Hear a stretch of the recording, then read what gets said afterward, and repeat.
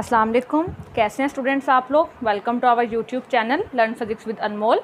आज का हमारा टॉपिक है charge on electron by Millikan method. हम इलेक्ट्रॉन के ऊपर चार्ज फाइंड करेंगे यूजिंग मिलिकन मेथड।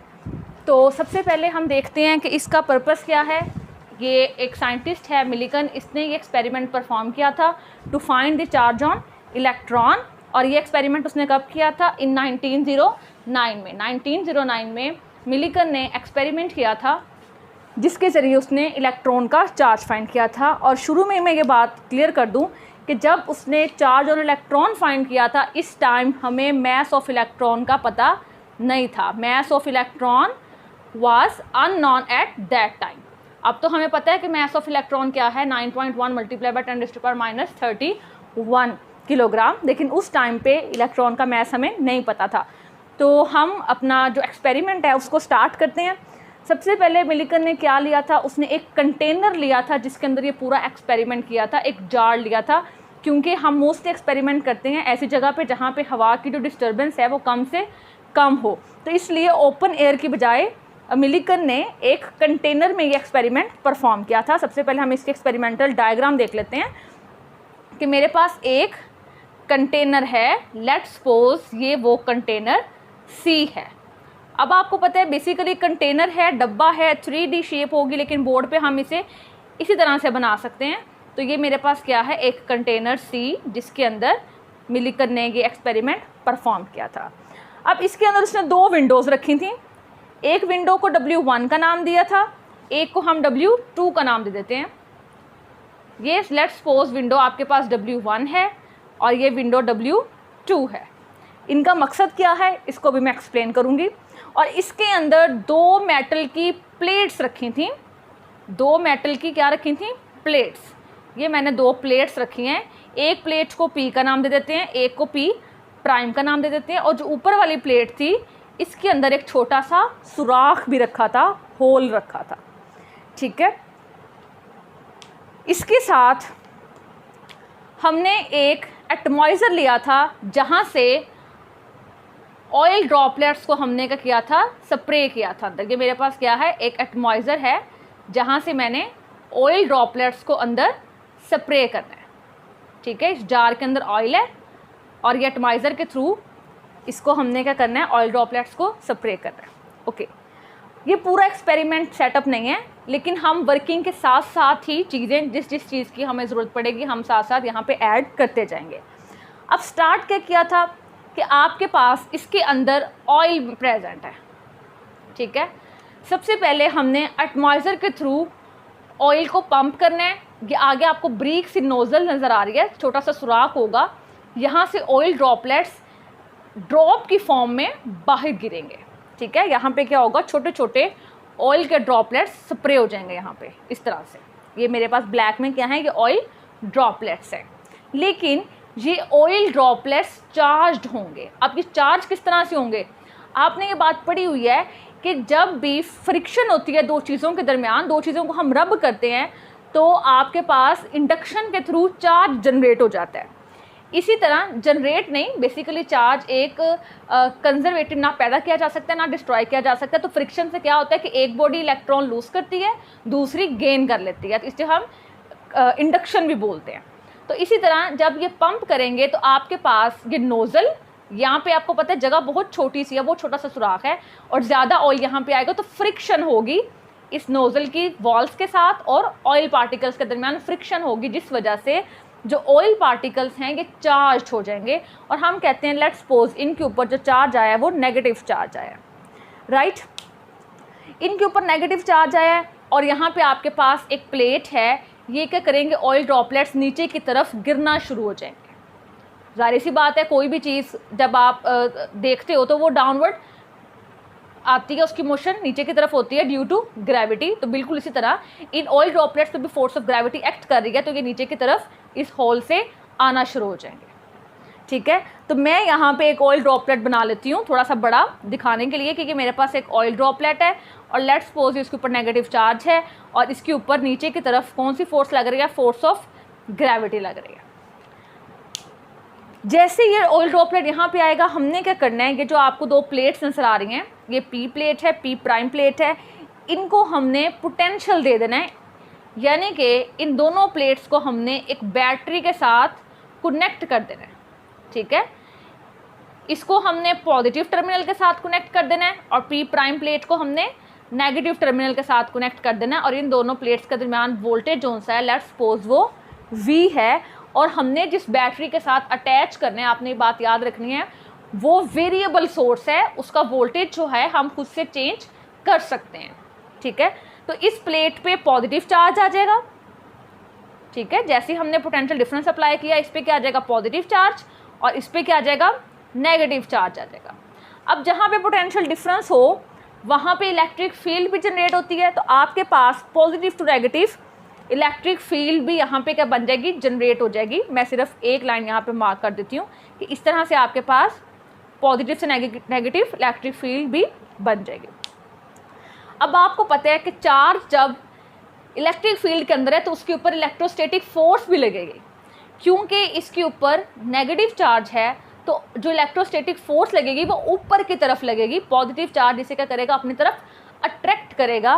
तो जो इलेक्ट्रिक फोर्स है उसकी डायरेक्शन क्या होगी, अपवर्ड होगी। हम यहाँ पे शो कर देते हैं कि इस चार्ज के ऊपर जब कोई पोटेंशियल डिफरेंस नहीं था तो सिर्फ फोर्स ऑफ ग्रेविटी नीचे की तरफ लग रही थी। जैसे हमने पोटेंशियल डिफरेंस प्लेट्स को अप्लाई किया तो इसके ऊपर इलेक्ट्रिक फोर्स भी लगी ऊपर की तरफ। अब हमने वोल्टेज को इस तरह से एडजस्ट करना है कि जो इलेक्ट्रिक फोर्स है वो ग्रेविटेशनल फोर्स के इक्वल हो जाए। ठीक है, इस तरह से, क्योंकि आपके पास इलेक्ट्रिक फोर्स का फार्मूला होता है Q इंटू E, और E हमें एडजस्ट होगा वोल्टेज की वजह से। ठीक है, हमने ये पढ़ा हुआ है कि आपके पास V is equal to ED, और दो प्लेट्स के दरमियान जो डिस्टेंस है ये कितना है, ये D है। राइट, तो हमने वोल्टेज को इस तरह से एडजस्ट करना है कि आपके पास जो इलेक्ट्रिक फोर्स की वैल्यू है वो इक्वल हो जाए ग्रेविटेशनल फोर्स के। और हमें पता है कि ये दोनों फोर्सेस ऑपोजिट डायरेक्शन में लग रही हैं, तो जब इलेक्ट्रिक फोर्स और ग्रेविटेशनल फोर्स इक्वल हो जाएगी, ये ड्रॉप हमें ऐसा लगेगा कि यहाँ पे लटक गया है, सस्पेंड हो गया। That drops appear to be suspended when electric force and gravitational force becomes equal to each other. Okay, लेकिन ये सारा कुछ हम देखेंगे कहाँ से, ये तो क्लोज कंटेनर है। इस मकसद के लिए हमने ये सेकंड विंडो रखी है। ठीक है, इस सेकंड विंडो से हम क्या करेंगे, यहाँ पे एक लैंप होगा। ठीक है, जहाँ से लाइट की रेस बाहर आ रही हैं, और इसके सामने हम एक कन्वेक्स लेंस रखेंगे जो कि लाइट को कन्वर्ज करेगा। कन्वेक्स लेंस को हम कन्वर्जिंग लेंस भी बोलते हैं।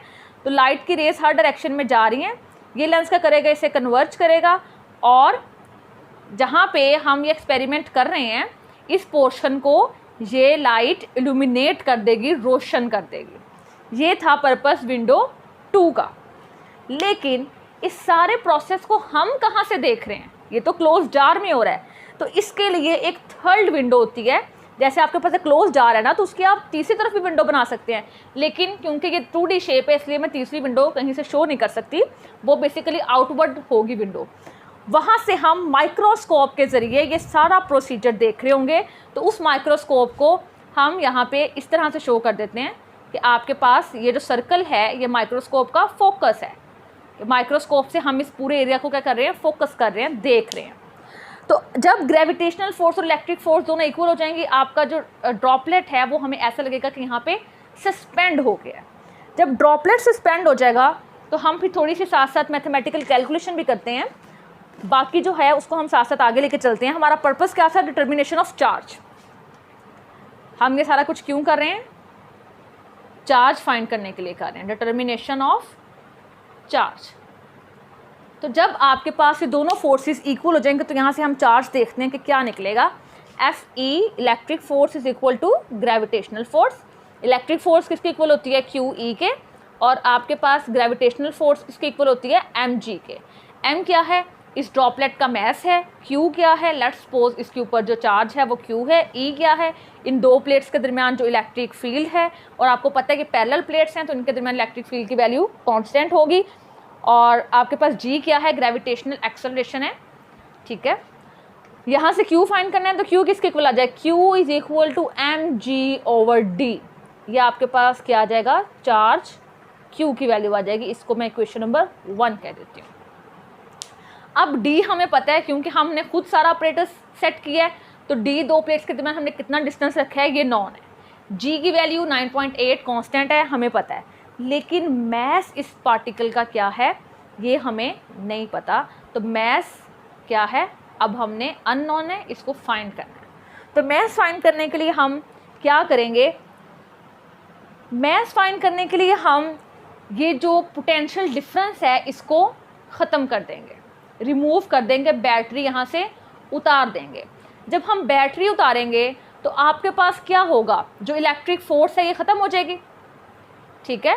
जब हम इसको रिमूव करेंगे, बैटरी को यहाँ से मैं रिमूव कर देती हूँ, तो आपके पास इलेक्ट्रिक फोर्स ख़त्म हो जाएगी, ठीक है। ये चार्जेस यहाँ से ये क्या हो जाएगा, ये सारे रिमूव हो जाएंगे। अब आपके पास ये जो ड्रॉपलेट है ये नीचे की तरफ due to force of gravity move कर रहा है, लेकिन आपने चैप्टर नंबर 1 एफएससी पार्ट 1 में ये बात पढ़ी हुई है कि जब भी कोई पार्टिकल किसी मीडियम में से पास करता है, किसी फ्लूइड में से पास करता है, तो उसके ऊपर एक रिटार्डिंग फोर्स लगती है जिसे हम ड्रैग फोर्स बोलते हैं। तो अब इसके अंदर वैक्यूम तो नहीं है, एयर तो प्रेजेंट है, ये पार्टिकल बेसिकली एयर में से फॉल कर रहा है, तो इसके ऊपर क्या लगेगी, फिर रिटार्डिंग फोर्स लगेगी जिसे हम ड्रैग फोर्स कहते हैं, और उसकी डायरेक्शन क्या होती है, मोशन के डायरेक्शन के ऑपोजिट होती है। तो हम कह रहे हैं कि ये इसके ऊपर क्या लग रही है, ड्रैग फोर्स लग रही है।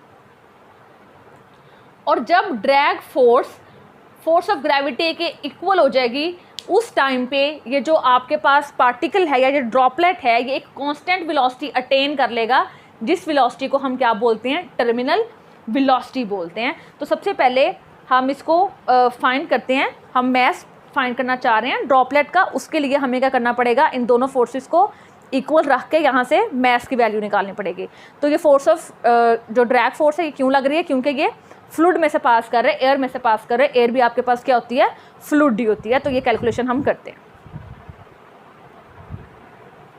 मैस फाइंड करने के लिए हमें पता है कि ड्रैग फोर्स और फोर्स ऑफ ग्रेविटी दोनों जब इक्वल हो जाएंगी तो आपके पास पार्टिकल क्या करेगा, एक कांस्टेंट टर्मिनल वेलोसिटी अटेन कर लेगा। तो एफ डी किसके इक्वल हो गई है, एफ जी के इक्वल हो गई है। और F D force of gravity का क्या फार्मूला होता है, 6 पाई ईटा आर वी। और यहाँ पे मैं वी नहीं लिख रही बल्कि वी टी लिख रही हूँ, क्योंकि इस पार्टिकल की वेलोसिटी क्या हो जाएगी, टर्मिनल। तो ये टर्मिनल शो करने के लिए लिख रही हूँ। तो फोर्स ऑफ ग्रेविटी किसके इक्वल होती है, एम जी की इक्वल होती है। हमने क्या फाइंड करना है, मैस। तो आपके पास मैस किसके इक्वल आ जाएगा, मैस आ जाएगा 6 pi eta R V T over जी, इसके इक्वल आ जाएगा। इस पूरी इक्वेशन को मैं नाम दे देती हूँ इक्वेशन नंबर 2 का। अब यहाँ पे देखो 6 पाई कांस्टेंट है, ईटा विस्कोसिटी किसी भी मीडियम की, किसी भी फ्लूइड की हमें पता है कांस्टेंट वैल्यू होती है, जी आपके पास कांस्टेंट है। लेकिन यहाँ पे आर क्या है, रेडियस है, किसका, उस ड्रॉपलेट का। बेसिकली इस ड्रॉपलेट की जो शेप है ये स्फेरिकल शेप है, इसीलिए तो हमने ड्रैग फोर्स का फार्मूला लगाया है, ठीक है। स्टोक्स लगा आपने पढ़ा होगा, ये सिर्फ स्फेरिकल बॉडीज़ के लिए यूज़ होता है। तो हमारे पास ये आर रेडियस है इस ड्रॉपलेट का, और वी टी वेलोसिटी है जिसके साथ ये पार्टिकल क्या कर रहा है, मूव कर रहा है। यहाँ पे दो चीज़ें अननोन है, हमें रेडियस का भी नहीं पता और टर्मिनल वेलोसिटी का भी नहीं पता, ये हमारे पास क्या है, अननोन। अगर हमें ये पता लग जाए, इनकी वैल्यू हम पुट करें तो मेरे पास मैस आ जाएगा, और मैस आ जाए, मैस को इक्वेशन नंबर 1 में पुट करेंगे तो चार्ज आ जाएगा।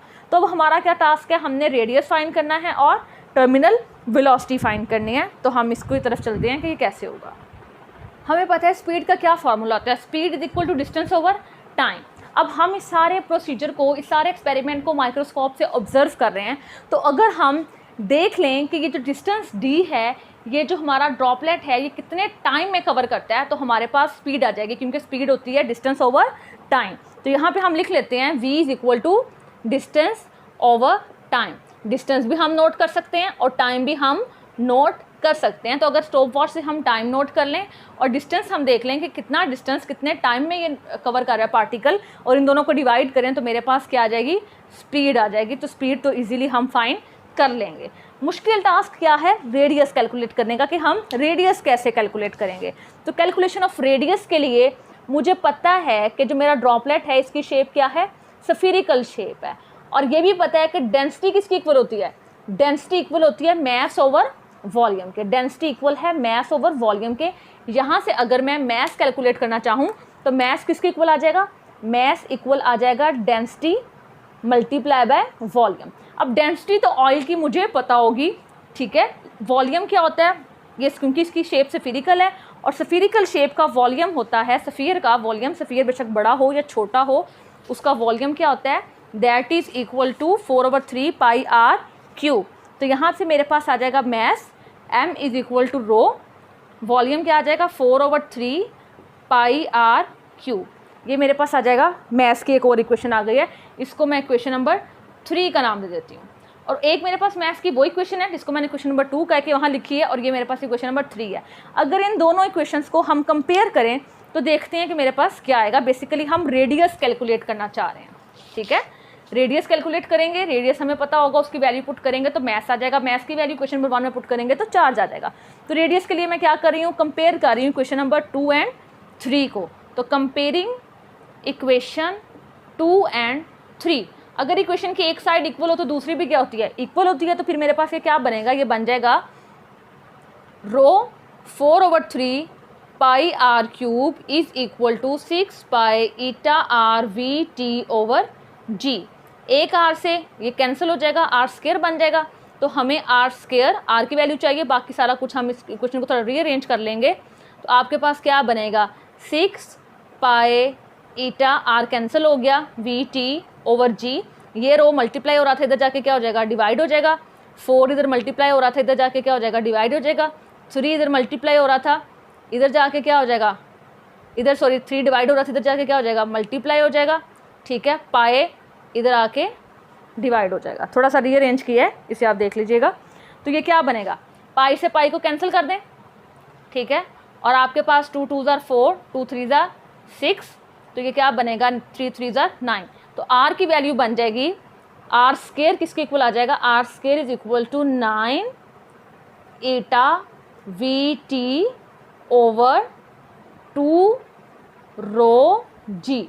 ये किसकी वैल्यू आ गई है, मेरे पास आर की वैल्यू आ गई है, सॉरी आर स्क्वायर की वैल्यू आ गई है। और हमें किसकी चाहिए, आर की चाहिए। तो इसके लिए क्या करना पड़ेगा, हमें स्क्वायर रूट लेना पड़ेगा। तो जब आप स्क्वायर रूट लेंगे तो आर की वैल्यू क्या बन जाएगी, r is equal to square root of, ये लिखी हुई value 9 eta v T over 2 rho g, ठीक है। ये मेरे पास क्या आ गया है, रेडियस आ गया है। इसको कह दें इक्वेशन नंबर 4। ओके, अब हमने क्या करना है, रेडियस के अंदर मुझे डेंसिटी ऑफ ऑयल भी पता है, जी की वैल्यू भी नॉन है, विस्कोसिटी भी पता है, टर्मिनल वेलोसिटी हमने पहले निकाल ली है, जिसको हमने इक्वेशन का नाम दिया था डिस्टेंस ओवर टाइम से। टर्मिनल वेलोसिटी हम निकाल चुके हैं, 9 कांस्टेंट है।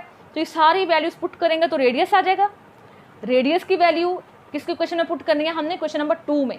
वेलोसिटी और रेडियस की वैल्यू इक्वेशन नंबर 2 में पुट करेंगे तो मैस आ जाएगा। मैस की वैल्यू क्वेश्चन नंबर 1 में पुट करेंगे तो चार्ज आ जाएगा, और चार्ज ही बेसिकली हमने कैलकुलेट करना था। अब यहाँ पे रिजल्ट बहुत मज़े का है।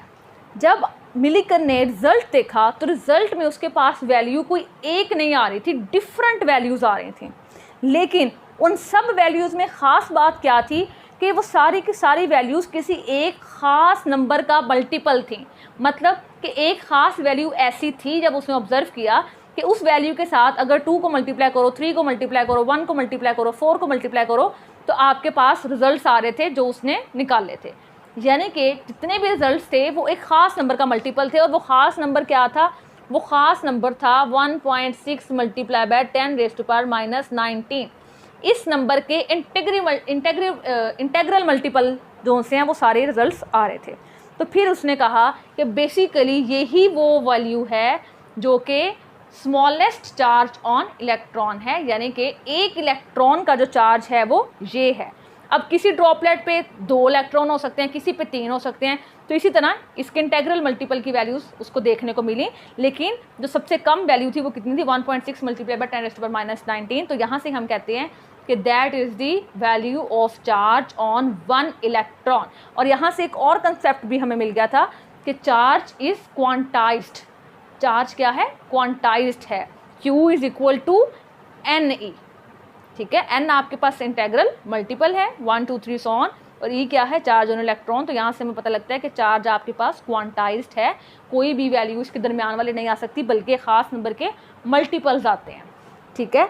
तो ये था मेरे पास charge on electron by Millikan method.